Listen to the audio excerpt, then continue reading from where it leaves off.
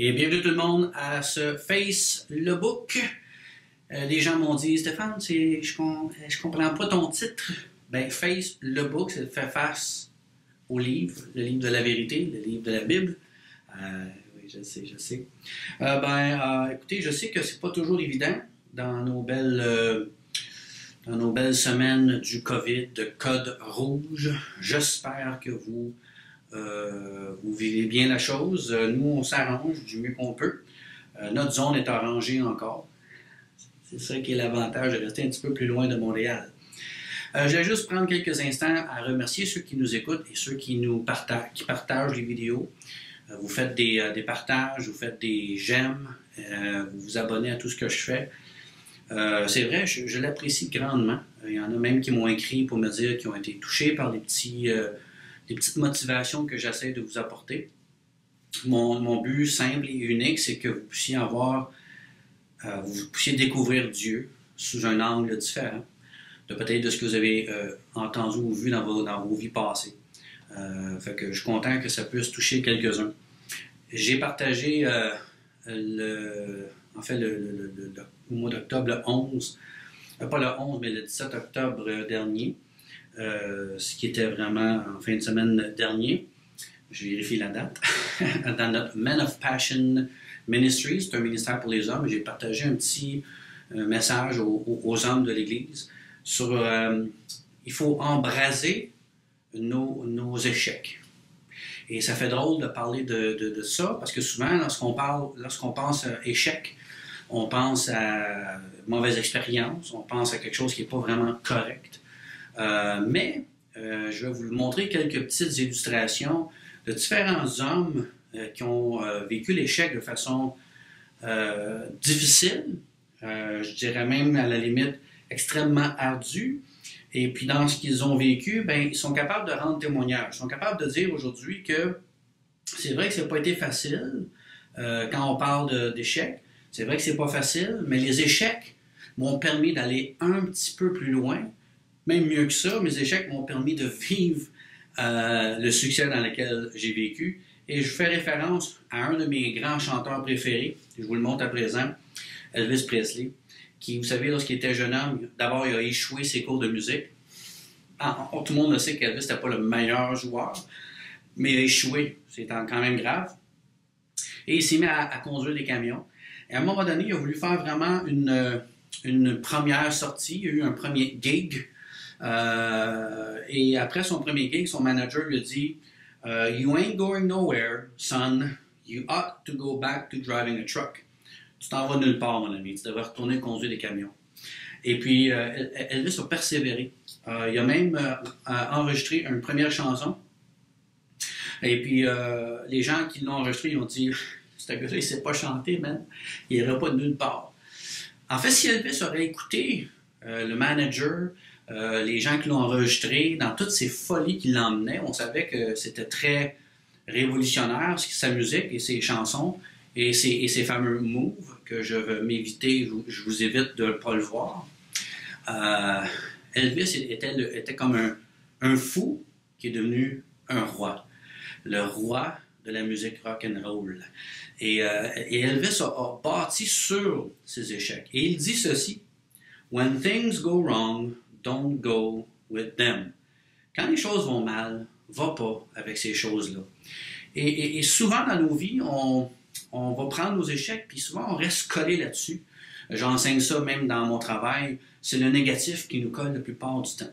Et vraiment, brièvement, je vais vous faire une petite série dans les prochaines semaines sur ce que je vous partage là, sur embraser nos échecs, hein, puis bâtir sur là-dessus afin qu'on puisse avoir du succès. Et il y a un gars qui s'appelle Jabez, et on retrouve ça dans 1 Chronique, le chapitre 4, et le verset 9. Sa mère, elle l'a enfanté, puis elle était considérée le plus considérée parmi ses frères, considérée parce que quand elle l'a accouché, elle dit j'ai donné le nom de Jabez en disant c'est parce que je l'ai enfanté avec douleur. Et Jabez invoqua le Dieu d'Israël. Et si vous ne savez pas que veut dire son nom, Jabez, je ne sais pas comment on peut le dire, ça veut dire souffrance, ça veut dire tristesse. Sa mère l'a appelé souffrance. Ben, tu m'as fait souffrir, ben, je vais t'appeler souffrance. Et c'était l'étiquette qu'il y a eu. Je ne sais pas pour vous autres dans vos vies, mais souvent on est étiqueté pour quelque chose. Ou souvent même on est étiqueté pour les erreurs qu'on a commises, les gaffes qu'on peut faire. On sait bien, lui, il finit jamais rien. On sait bien, lui, il a de la difficulté dans ses relations. On sait bien, lui, il n'arrive pas à accomplir rien. Et souvent, ça nous reste. Et plus loin que ça, même sa propre mère à ce garçon-là, elle l'a baptisé de même. Fait que lui a grandi toute sa vie à l'école. Hey, salut souffrance, comment ça va? C'est une coupe de tape, une tape sa baboune de plus. Et ça a resté collé sur lui. Et il a grandi en pensant que, ben, voilà, je suis ce que je suis. Je vais accepter cet échec de vie qui m'a été imposé de prendre ma propre mère. Ou peut-être que finalement, je suis destiné à rien. Et c'est pas correct. En fait, faudrait pas. En fait, l'échec, je veux que vous compreniez que c'est de le prendre, cet échec-là, mais pas de l'accepter. De le prendre en se disant, je vais bâtir dessus, mais de pas rester là. Et Jabez a compris.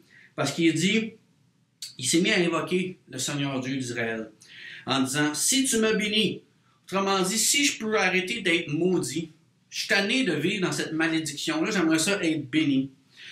Si tu étends mes limites, je suis tanné d'être dans une prison où je me sens prisonnier de mes sentiments, prisonnier de mes capacités, prisonnier de mes finances. Je me sens pogné dans cette bulle où je ne suis pas capable d'exploser. J'aimerais ça que tu étendes mes limites. Il dit, si ta main est avec moi, ben, c'est parce que des fois, dans notre vie, on se sent seul. Des fois, on pense que Dieu nous a abandonnés. Il regarde ça tout autour de lui, puis il entend des belles histoires. Oh, wow, Dieu est avec lui. Oh, wow, Dieu est avec elle. J'aimerais ça que Dieu soit avec moi. Puis, Seigneur, peux-tu mettre ta main dans ma vie? Est-ce que tu pourrais venir aussi me toucher? Si tu me préserves du malheur, parce que je suis tanné de vivre dans ce malheur-là, je suis tanné de vivre dans la souffrance, je suis tanné d'être qui ce que je suis finalement, en sorte que je ne sois pas dans la souffrance. Autrement dit, afin que je ne sois plus Jabez. Je suis tanné d'être étiqueté Monsieur Souffrance. Et savez ce que Dieu a répondu? Et Dieu accorda ce qu'il avait demandé. On va en parler dans les autres semaines, mais l'échec, quand elle va venir, il faut d'abord réaliser qu'il ne faut pas laisser cet échec-là nous définir. Il ne faut pas laisser nos manquements nous définir. Il ne faut pas laisser nos chutes nous définir. Il faut aller devant Dieu et dire, Dieu, est-ce que tu as un plan pour moi? La réponse est oui. Est-ce que ton plan, c'est que je souffre? La réponse est non. Si vous pensez que pour plaire à Dieu, il faut être pauvre, si vous pensez que pour plaire à Dieu, il faut souffrir, bien, vous vous trompez. Parce que Jésus-Christ aurait souffert en vain d'abord. C'est-à-dire que Jésus aurait été sur la croix pour absolument rien. Mais s'il est mort pour nous, s'il a pris cette place-là pour nous, c'est parce qu'il veut qu'on soit libre, il veut qu'on soit délivré, puis il veut qu'on vive une vie exponentiellement excitante. Puis il y a tellement de choses en réserve pour nous autres. Je suis une preuve que dans mes échecs, j'aurais pu sombrer là-dedans, mais Dieu m'a touché et Dieu dit, Stéphane, j'ai plus que qu'est-ce que tu penses dans ta vie. J'espère que ce petit moment vous a touché et vous a plu. On va poursuivre cette petite série sur embrase, je ne sais pas comment le dire, attaque ces échecs avec joie, parce qu'il y a des grandes choses qui s'en viennent. Que Dieu vous bénisse.